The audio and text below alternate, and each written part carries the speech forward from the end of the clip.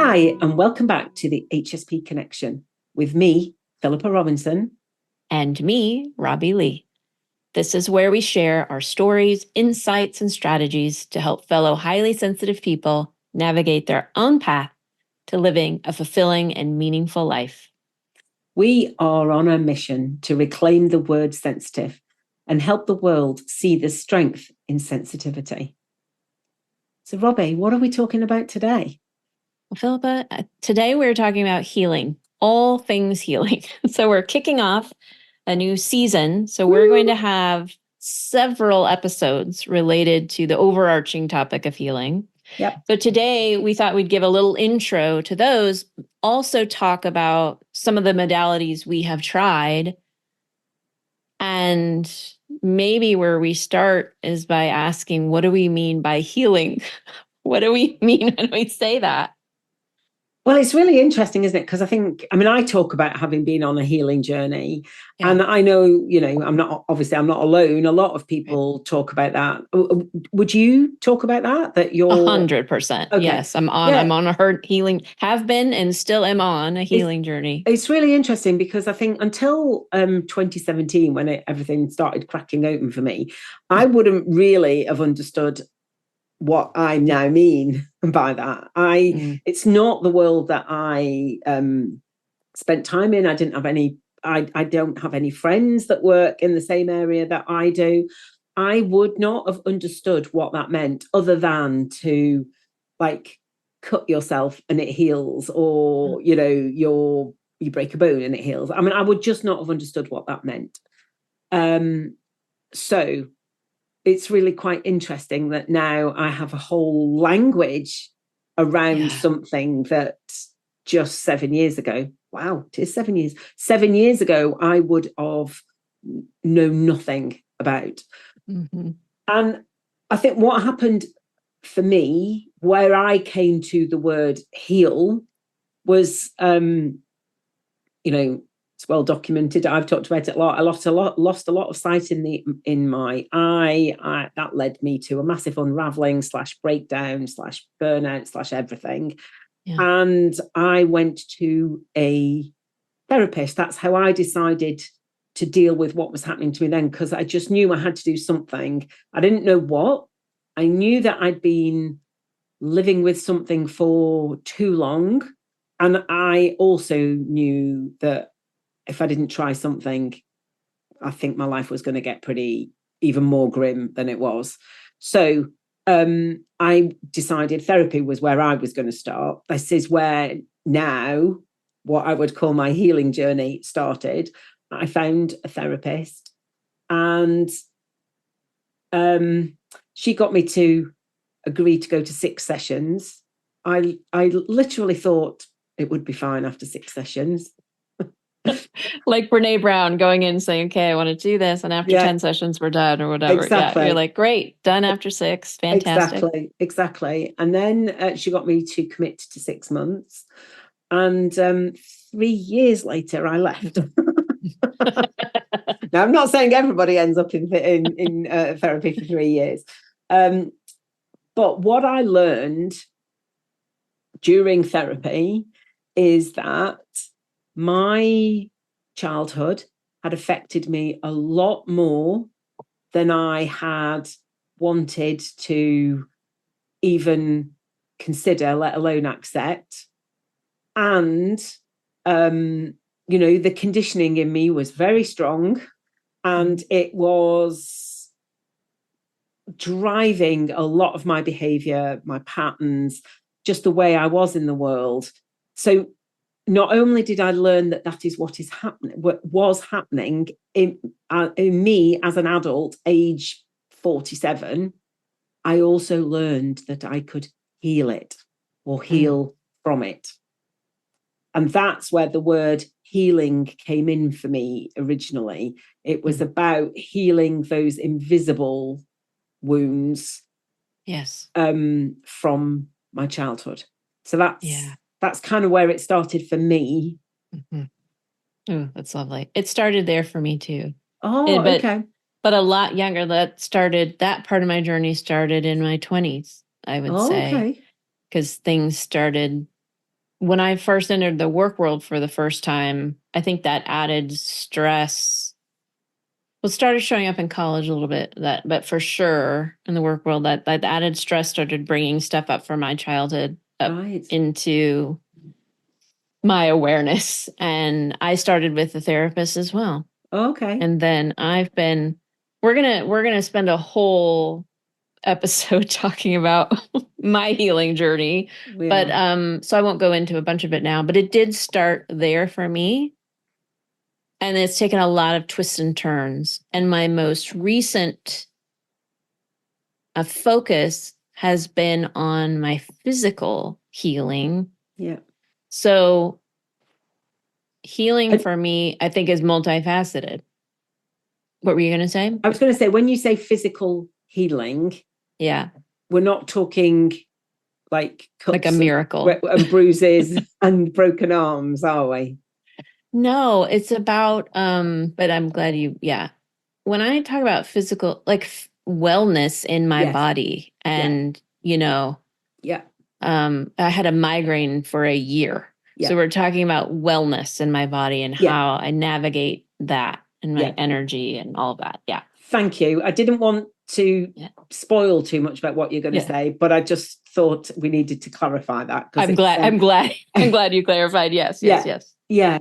And so I do. It's interesting. We both started with therapy because I didn't really know that about you. I did have little bits of therapy. I remember I had one session, age 25, and never went back. I got what I needed out of that one session and never went back, which is really interesting, isn't it? Mm-hmm. And then I had a few more a few years later. By a few, I mean 2 or 3. And then I decided I didn't like her, so I didn't go back. So I'd had little bits, but and maybe they just sort of took the pressure off a little bit and allowed me to keep going. Yeah. But I didn't commit to anything anywhere near as big as I did age 47. Yeah.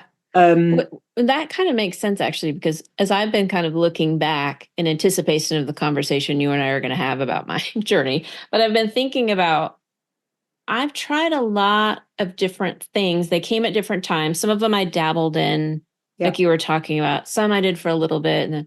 And I think there's just a lot of things that factor in. And one has to do with where I am in life, how much time and attention I can give to it, right? Yeah.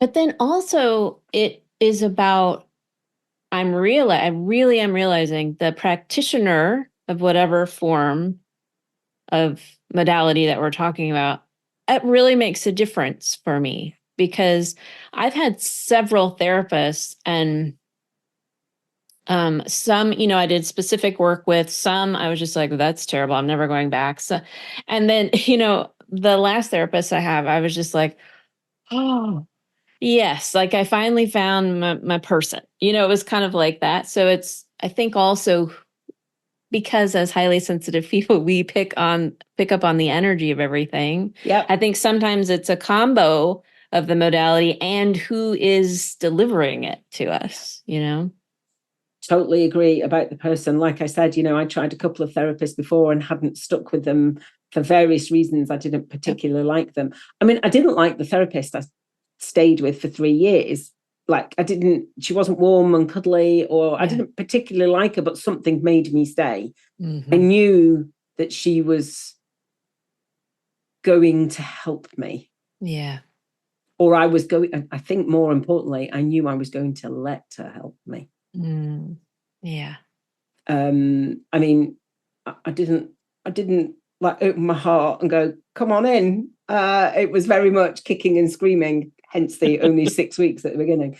But I danced around her.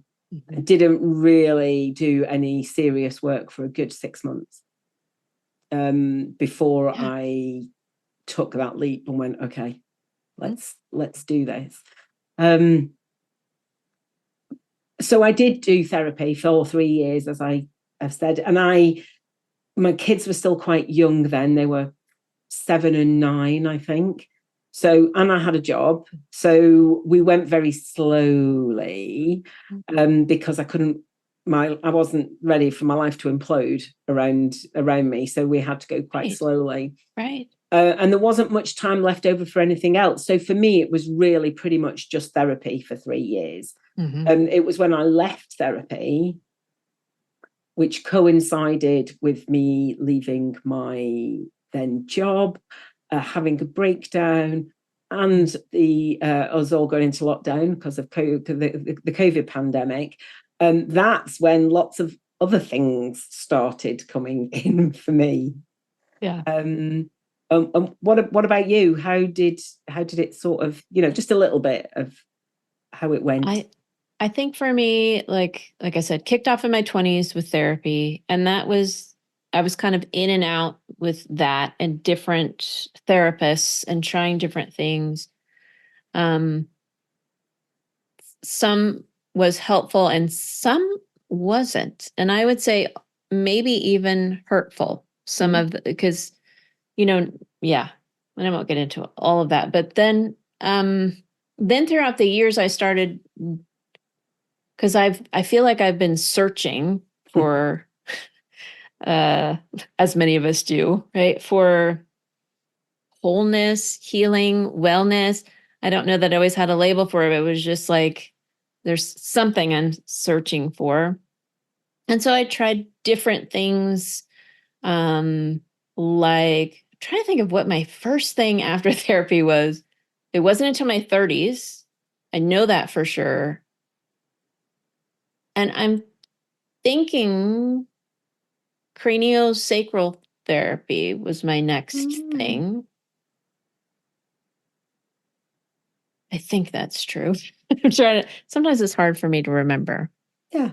Yeah. But then it kind of opened up a world of like homeopathy and naturopathic doctors and supplements, and that whole world kind of opened up to me. So were you having physical challenges at this time? I was having physical and mental health, like depression, anxiety. Right. Okay. And yes, and right. physical stuff. Yep. Yeah. And for me, I think they are very linked. Yes, and we will absolutely talk about all this, I'm sure, when we do the episode about your healing. Yeah. So mine has not been as much of a healing wellness journey like yours. Mine has been more of a nervous system regulation and calming and slowing down journey. Yeah. Ooh. Yeah. I didn't even know about that till recently. So that was okay. Yeah. So it became quite clear in therapy. It became quite clear because my therapist told me that I'd been living on the edge of constantly hypervigilant, waiting for the next bad thing to happen. So triggered and in a real fight, flight, freeze zone almost permanently for years. My nervous system was absolutely frazzled. Right. So we talked about that quite a lot in therapy. Did we talk about healing modalities? I'm not sure other healing modalities. I'm not sure we did, but I don't think we talk about specifics. But when she said that to me, I went off and did a lot of reading and got a lot of ideas of how to help my nervous system, because it made so much sense to me. Do you find that? And it's like, I think it's like what you were saying about finding the right person. I feel it's like something clicks and you think, yeah, this person gets me, or this person, I feel like this person is going to be able to help me and be with me on this journey, point me in the right direction, whatever it is that you feel. 100% agree with that. And I feel like for me, like it's very much like peeling onions. It's like layers. And it's like, so whatever layer I'm on, right, there's certain things that want to be addressed and certain people I'm going to connect with around that. And it's when I find that click, it's just like, oh yeah, I know this is the next like peace for me. Yes. Is how it occurs to me now that I've been on the journey for a while and I kind of know what I'm doing as far as the journey, meaning like I know that there are steps and I know that I find the next thing and I'm with it and sit with it. And but I want to encourage people who like feel drawn to a certain, like you're like, man, I want to go get therapy, for example, since we've been talking about that. And you go to a therapist and it's not it, please go to another one, and another one. Like if you're feeling like therapy is for you, find your person there. Yeah, I agree, because not all therapists are the same. They're so different. Yeah, they're not all good, but not all coaches are good. Not all anything That's good. Right. That's right, because they're people. Yeah, exactly. And, find what suits you.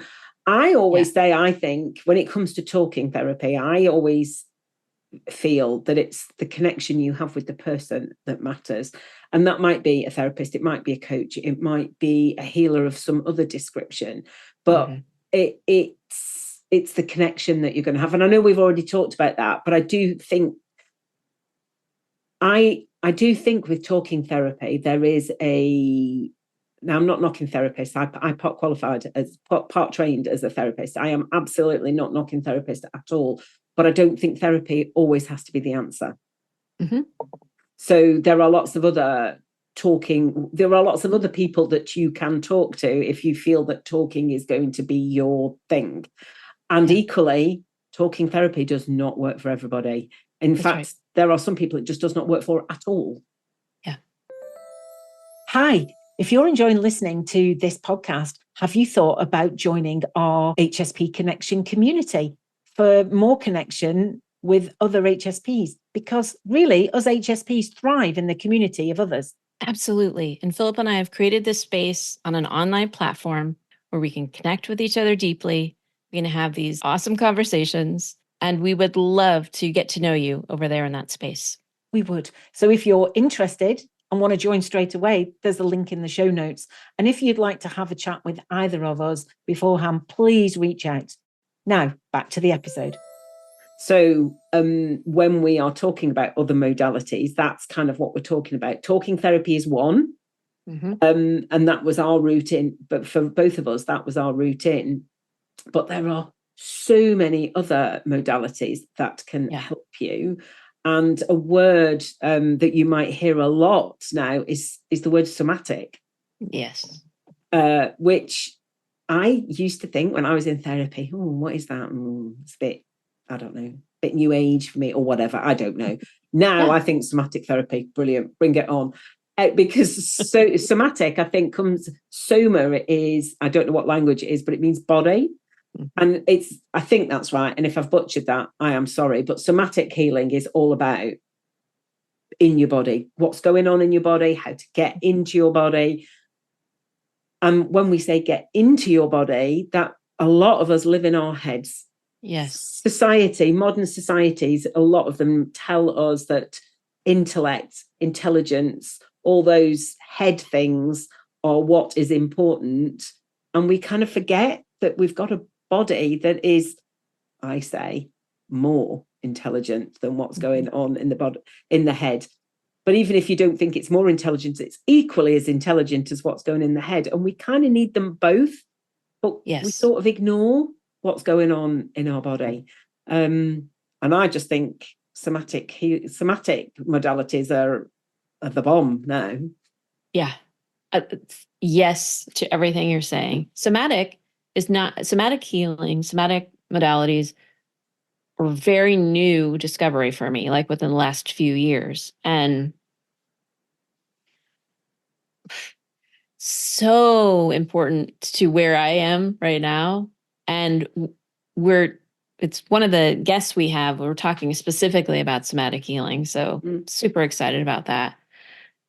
But, in addition to everything you were saying, which is society really focuses on our intellect, in addition to that, as highly sensitive people, where we're experiencing the world through all of our senses and our bodies, and then we're experiencing trauma, a lot of us leave our bodies because they don't feel safe.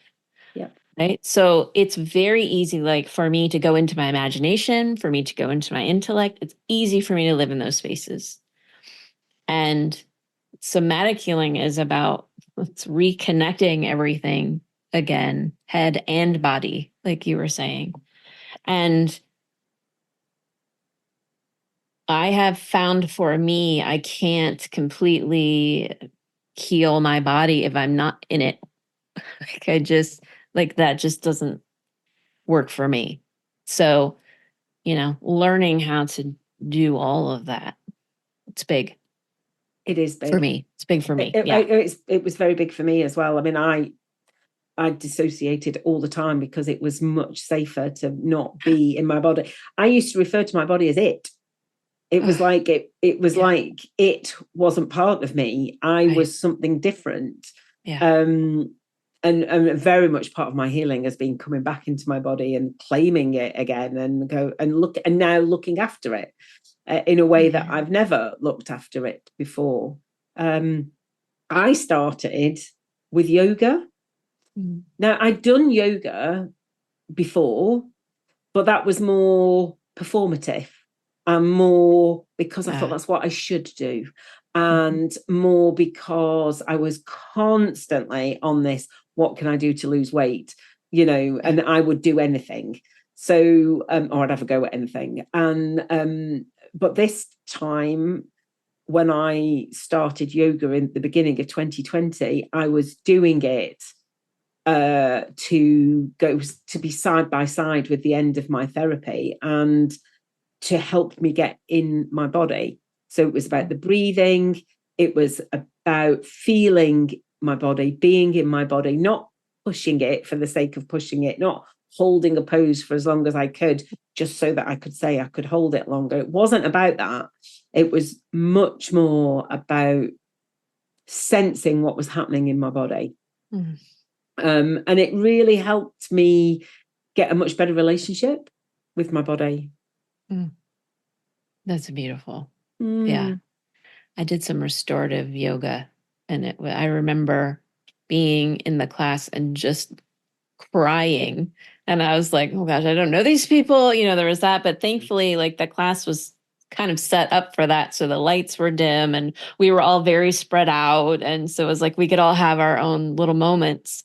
But it was like, yeah, I mean, I think my body has held on to a lot of pain. It deals with a lot from us. And that yoga was a way of moving it through and out the body, releasing. Yeah. And you're absolutely right. Our bodies do keep hold of it. There's classic places that we hold our stress and our emotions, our shoulders, our neck, our hips. Hips in particular is where we hips keep are a big lot. For women. Exactly. And just feeling into it and feeling what my body could and couldn't do with ease, and realizing that slowly that was changing. It wasn't about how good could I hold up. It wasn't about any of those things. It was learning to do things and breathe at the same time. Like breathe properly, breathe down in, what they say, breathe horizontally instead of vertically.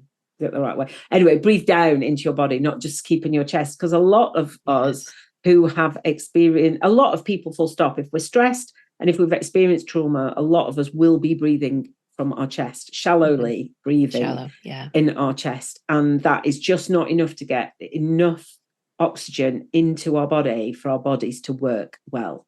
And I never knew that. I was thinking I was 47, breathing, of course I can breathe. I've got it. Don't even have to think about it. And then when I learned that I wasn't doing it in the right way, I said, God, I can't even get that right either. But I got over myself. I was like, right, okay, surely this is something that I can do. And I can. But it's still a work in progress for me to be releasing all the tight bits around my body and breathing into those spaces. And then we could get onto energy and, the energy moving around our bodies. I had a Reiki session just last week and there were a few blockages and, And that was over Zoom. I mean, which, God, if you told me 10 years ago I'd be having a distance energy release session over Zoom, I'd be like, what are you talking about? Yes, yes. But it was magic. It was absolutely brilliant, wonderful, exactly what I needed. And I'm pretty much up for trying most things now. Yes. 2 things are coming to my mind, maybe 3. Yeah, I love Reiki. It is one of the things that we are highlighting in one of our upcoming episodes. Yeah. And, hearing you talk, it's reminding me of like part of what became important to me was opening myself up to these different forms of receiving healing.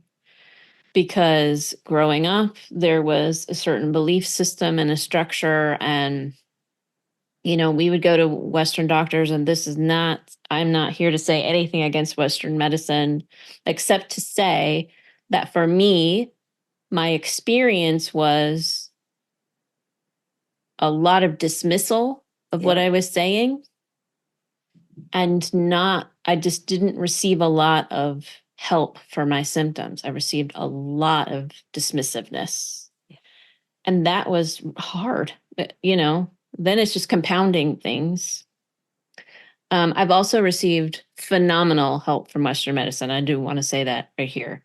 But what has helped me is being open to receiving it, in just being open, because I can, as HSPs, the more we get in tune with ourselves, we know what we need. Yeah.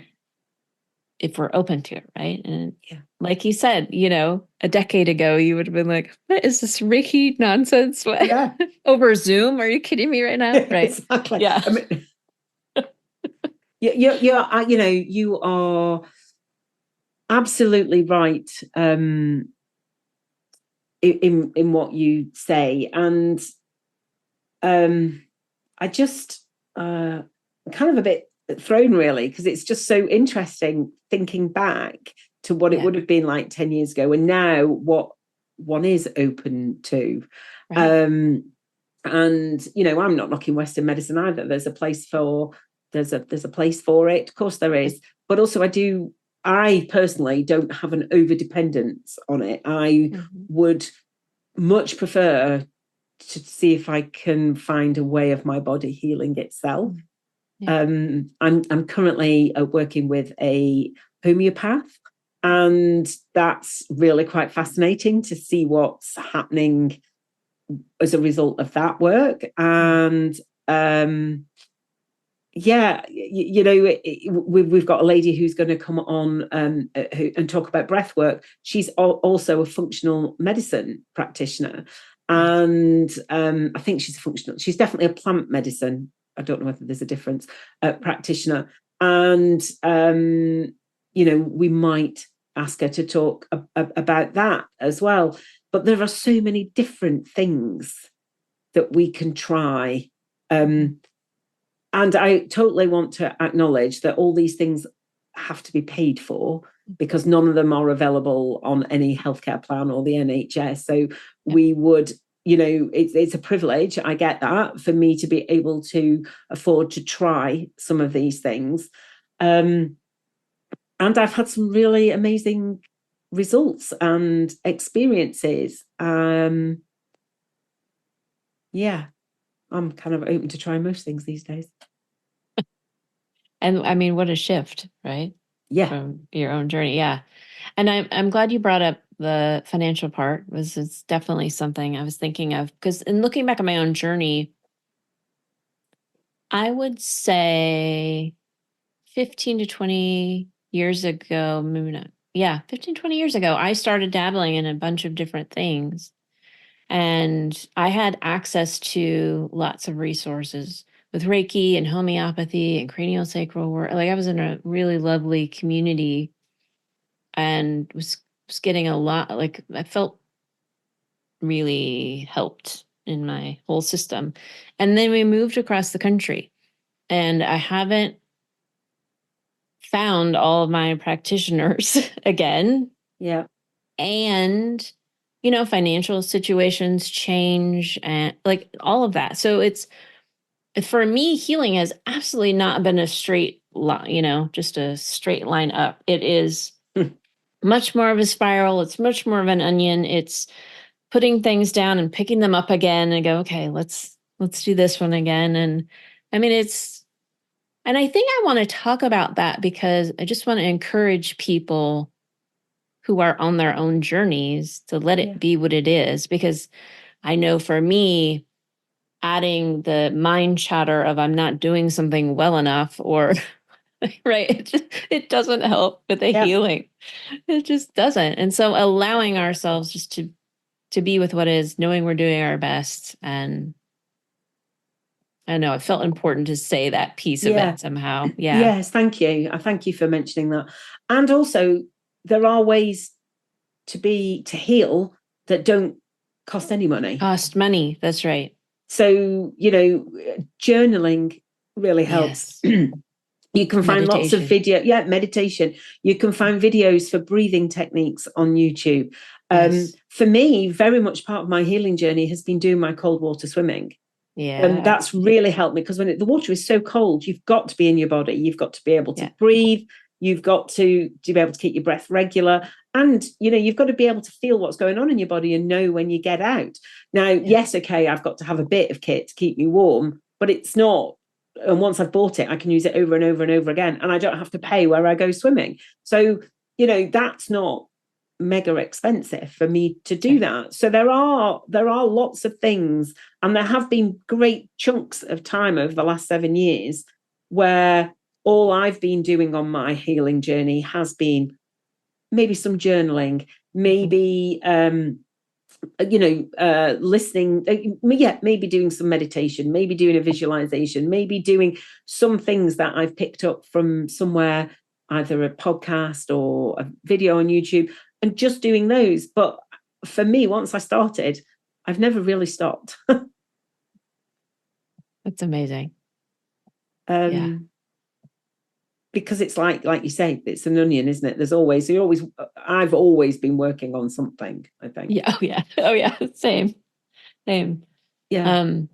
I love exactly what you talked about. YouTube has been my friend in, even with yoga. Like if I couldn't, have access to a class or I've only ever done yoga online. I do yoga with Adrian. Yeah, I love her. Yes. I do the free yoga with Adrian stuff. That's how I do yoga when I'm doing it. And I'm not doing it at the moment. Well, no, I tell a lie. I am. I do a little bit every morning for my neck and my and my shoulders. And as I was doing it this morning, actually, funnily, I was thinking, yeah, this is great because it's keeping my neck and my shoulders sort of going okay. Now I'm sitting at a desk more than I have been doing. Yeah. But also I did sit down and go, oh, okay, just get in this space just for 10 minutes. It's 10 minutes. But it's a really, it's become a really lovely start to my day. But yeah, I always do free yoga. Mm-hmm. When you were talking about that, it's like, oh, it's become like part of your self-love, self-care. Yeah. I love that. Mm-hmm. Journaling, you mentioned, writing and meditation, visualization. Those are powerful healing tools for me that are absolutely free. I've done a lot of work with just going inside in my imagination and talking to the different pieces of me that want attention. And it's just giving them a voice and finding out what's going on in there. None of that costs any money at all. No. Being one of the things that my therapist recommended I do, my most recent one, was to go sit and be with the trees. And if you know me, you know how much I love trees. And I'm just like, oh my gosh, my therapist said it's like part of therapy. She said I've got to. Yeah. I've been doing that on my own. Just I'm drawn to trees anyway. But just knowing like to go and be in nature, to sit in it, to be with it. There are healing properties, in nature. There's healing that takes place, and mindfulness things where I'm just like rubbing my fingers together and reminding myself I'm here, and all I have to focus on are my fingers touching. Yeah. Just there's so many things available. There absolutely are. And for me, that bit of my healing really started when I left therapy, because I left therapy and going, right, okay, that was great, but now what? Yeah. And who am I now? Right. Now I'm not weighed down by all this trauma. Now what? I mean, the trauma doesn't go away, but it just wasn't as big. It wasn't weighing me down anymore. And that's when a lot of my self-work started. I mean, I've done a lot of inner child work, but I've done nearly all of it by myself. Wow, I didn't realize that. Oh, yeah, wow, yeah. I've never worked with an inner child practitioner. I've learned it all by reading stuff, listening to stuff, finding out what works for me. The actual work itself is not that difficult. Mm-hmm. It's the person you do it with, and I kind of chose to do it with myself, which is a bit weird. But it's really interesting, and that's how I picked up a lot of the stuff that I talk about really quite passionately now, was post therapy. Oh yeah. As you're talking, it's occurring to me. I'm like, okay, this is one of the things that I think we as highly sensitive people, it gives us an advantage, because we can tune into things even if we don't understand what we're doing, but we like intuitively know, oh, this is what I want to do, and this is how to do. Like you said, you could read. There are lots of people who could read what you read and not be able to take themselves through an inner child exercise, But there's something about how we are wired that gives us access to those things.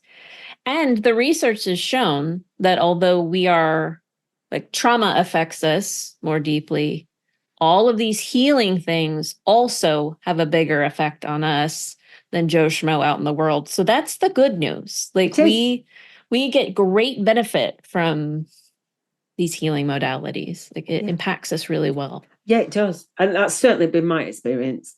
Same. It's like, I don't know, healing on steroids, isn't it? It's like, we can really, really get the benefit from it because we feel it so deeply and we process it so deeply, which is why the trauma affects us so much in the first place. But the healing really does its job as well. So so we can't really, I'm realizing we've been talking about this, and this is only the introduction. We could probably do a whole series on our healing journeys, but we're not going to, because, we're going to get some other people on to talk about their modalities. But we will be doing episodes in between where we talk, we might talk about the guest that's been on. We might just talk about what's coming up for us, because during the season there are bound to be things that come up for us. And as Robbie's already said, she's going to be taking us through her recent journey, or the whole journey. We'll see. Definitely the recent one. Okay, that's what I thought. Yeah. Yeah, but for sure that one. Yeah. We'll see if we go back further than that. Yeah. So this has just been a really interesting start talking about this, hasn't it? It has. It's got me really excited for all the conversations to come. Yeah. Because like you said, I mean, there's a lot here. We could just keep going, but we're not going to keep going on this one. No, because we've got plenty of other opportunities in the other episodes to talk about it more. But I think we've done a good job of introducing it, and also explaining where we're coming from and why we feel it's really important. Yeah. Yeah. So I hope the listeners are excited about this journey too. Yeah. So really, do you want to go? That's it for today. Remember, there's great strength in your sensitivity. And the world needs you to be who you are. And so for now, it's bye from me. And bye from me. Thanks for listening to HSP Connection. If you've enjoyed listening, we'd love you to hit the follow or subscribe button, as this helps other people find us. And it also means you won't miss an episode. Also, we'd really appreciate it if you could rate the podcast and share it with anyone you think might be interested. If you listen on Apple Podcasts, you can also leave us a review. To get in touch with us, you can email us at hspconnectionpodcast@gmail.com. We'd love to hear from you with your thoughts and comments on the episodes, as well as suggestions for future topics and guests. We are both HSP coaches and speakers, And to find out more about Robbie, go to robbielee, leigh.com. And to find out more about Philippa, go to boldhsp.com. See you next time.